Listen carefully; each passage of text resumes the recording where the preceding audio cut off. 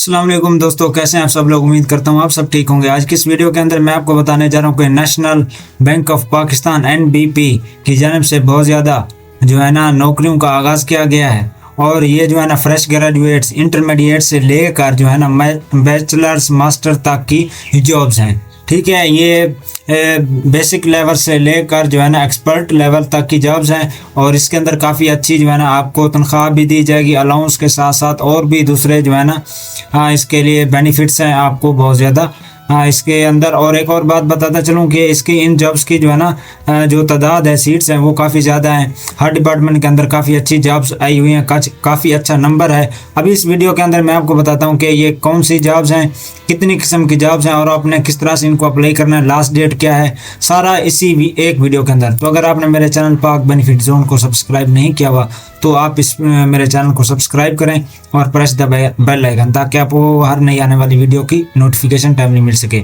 अभी मैं आपको बताता हूँ कि आपने ये करना क्या है, कौन कौन सी जॉब्स हैं। तो सबसे पहले जो जॉब है जी वो है डिपार्टमेंट हेड IS ट्रेनिंग, सही है। तो दूसरे नंबर पे क्लस्टर रिकवरी ऑफिसर, तीसरे नंबर पे डिविजनल हेड है जी home remittance and NRP banking के हवाले से। डिपार्टमेंट हेड है जी फाइनेंशियल रिपोर्टिंग कंसोलिडेटेड अकाउंट्स।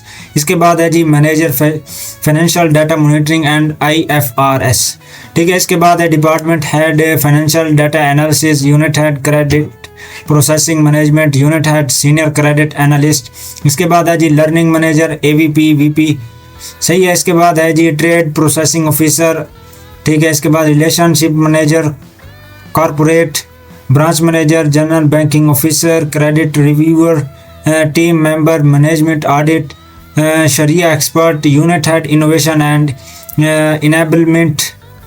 इसके बाद है जी इनेबलमेंट कोऑर्डिनेटर। अब इसके लिए ये है कि इसकी जो लास्ट डेट है वो दोस्तों बहुत ज़्यादा इन्होंने एक्सटेंड किया हुआ इसको, ये 1 अगस्त और 2025 तक इसकी लास्ट डेट है। तो इसको अप्लाई करने का तरीकाकार क्या है मैं आपको बताता हूँ। ओके बटन पर क्लिक करना है। जो ही आप इस पर क्लिक करेंगे तो ये कुछ इस तरह से एप्लीकेशन फॉर्म ओपन हो जाएगा, सही है दोस्तों। सिर्फ मैं आपको बताता चलूँ ये एक ही फॉर्म है, इसी के अंदर आपको सारा कुछ जो है ना देना है। सबसे पहले आपने पोजीशन सिलेक्ट करनी है, कौन सी पोजीशन के लिए आप अप्लाई कर रहे हैं, ठीक है। इसके बाद आपने लोकेशन देनी है, सही है। इसके बाद आपने देना है अपना फुल नेम, जैसे कि मोहम्मद इरफान, कुछ भी है जो भी है आपका। फादर नेम, अगर आप फीमेल हैं तो फिर आपने फादर नेम, अगर आप शादीशुदा हैं फीमेल तो आपने हस्बैंड का नाम देना है, अगर मेल है तो वो अपने फादर का नाम ही दे सकता है, ठीक है। इसके बाद आपने डेट ऑफ बर्थ देनी है, एज देनी है जी। इसके बाद CNSE, ईमेल कोशिश कीजिए वो देनी है आपने जिस पर आप जो आपका अपना पर्सनल ईमेल हो और जिस पर आप जो है ना एक्टिव हो, और डेली बेसिस पर इसको चेक करते रहिएगा। नेशनैलिटी देनी है, रिलीजन, इसके बाद अगर तो कोई और रिलीजन है इसके अलावा तो आपने यहाँ पर पुट करना है। इसके बाद जेंडर मेल फीमेल। इसके बाद है प्लेस ऑफ डोमिसाइल यानी कि डिस्ट्रिक्ट देना है, प्लेस ऑफ रेजिडेंट यानी कि पाकिस्तान के हैं, पंजाब के हैं, जहाँ भी रहते हैं आप, ठीक है। इसके बाद 2 नंबर्स का इन्होंने ऑप्शन दिया है, कोशिश कीजिएगा नंबर वो देने हैं जो कि व्हाट्सएप जिन पर बनी हो। इसका मकसद ये है कि आपको व्हाट्सएप पर जल्दी जो है ना इनके कोड्स वगैरह, इनके मैसेजेस जो भी होता है ईजिली पहुँच जाता है, सही है। इसके बाद आ जाते हैं जी कंप्लीट मेलिंग एड्रेस, सही है। अगर कुछ आप में इन्होंने आपको कुछ भेजना हुआ तो यानी कि आप अपना पोस्ट ऑफिस का एड्रेस दे सकते हैं, यहाँ पर आप अपना एड्रेस देख सकते हैं और सारा कुछ ये सारा एड्रेस ही है आपका, सही है। इसके बाद आप सिटी सिलेक्ट करेंगे, फिर पाकिस्तान, इधर से रीजन आपने सिलेक्ट करना है यानी कि पंजाब, सही है। पंजाब हो गया जो भी है आपका रीजन। इसके बाद आ जाता है एकेडमिक प्रोफेशनल क्वालिफिकेशन। आपने सबसे पहले अपनी जो मौजूदा डिग्री यानी कि अगर आप बैचलर्स है या मास्टर है वो देनी है। इसके बाद इंस्टीट्यूट देना है, कब स्टार्ट हुई थी, कब ख़त्म हुई वो देनी है, सही है। फ्रॉम यानी कब स्टार्ट हुई टू अब तक यानी कि कब ख़त्म हुई। इसके बाद ग्रेड क्या है जी, अगर तो CGP है उसी लिहाज से आपने ग्रेड भी देख लेना है, A बनता है B बनता है कितना है, सही है। इस लिहाज से आपने इंस्टीट्यूट देना है। मास्टर्स अगर आपने किया हुआ तो वो भी दे दें, सही है, इंस्टीट्यूट। फिर इसके बाद ये सारा, फिर आप आ जाते हैं प्रोफेशनल। ये जो इंस्टीट्यूट है ये है मास्टर के लिए, सही है। अगर वो पर था बैचलर वगैरह के लिए, ये है मास्टर के लिए। इसके बाद आ जाते हैं प्रोफेशनल एक्सपीरियंस के कितने साल आपने किया, कितने मंथ किया, यहाँ पर लिखेंगे। फिर जो है ना ईयर, सही है, फिर मंथ, ठीक है। इसके बाद आ जाते हैं एम्प्लॉयमेंट हिस्ट्री।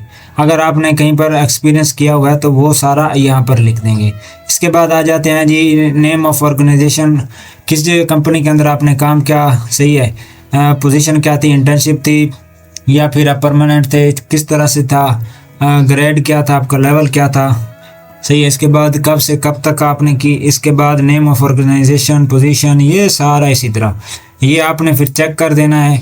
यहाँ पर आपने अपना रिज्यूमे, सीवी जो है ना अटैच करनी है। दोस्तों इस बात का हमेशा से ख्याल रखना कि आपने जो सीवी देनी है उसको अपडेट करना है हर जॉब्स के लिए, सही है। अगर तो आपकी अपडेटेड है तो बेस्ट है। तो एक और बात बताता चलूँ दोस्त, अक्सर लोग जो है ना अक्सर अपने रिज्यूमे को सीरियस नहीं लेते। सबसे बड़ा आजकल के जो ये सिस्टम चल रहा है वो ये कि एटीएस फ्रेंडली हो और हर जॉब के लिए अपडेटेड सीवी हो, सही है। अगर तो आप स्पेसिफिक जो है ना करते हैं, आपकी सीवी देखें, आप ना 2 से 3 टाइप की सीवी जो है ना अपने पास बना के रखें। फ़र्ज़ करें मैं एक आपको एग्जांपल देता हूँ, अगर तो आप जो है ना इंटर्नशिप या एंट्री लेवल की जॉब ढूंढ रहे हैं कि फुल स्टैक डेवलपमेंट की, या इधर कोई इंटर्नशिप ले रहे हैं, या आप फ्रंट एंड डेवलपर हैं, तो आपने करना ही है कि आपने जो है ना 2 से 3 तरह की सीवी रिज्यूमे बना लेनी। यानी कि आपने देख लेना है कि पहली सीवी हो स्पेसिफिक हो फ्रंट एंड डेवलपमेंट के लिए, दूसरी जो सीवी हो वो होनी चाहिए बैक एंड के लिए, और तीसरी के अंदर भी आपने इस तरह से कुछ मिक्सअप करके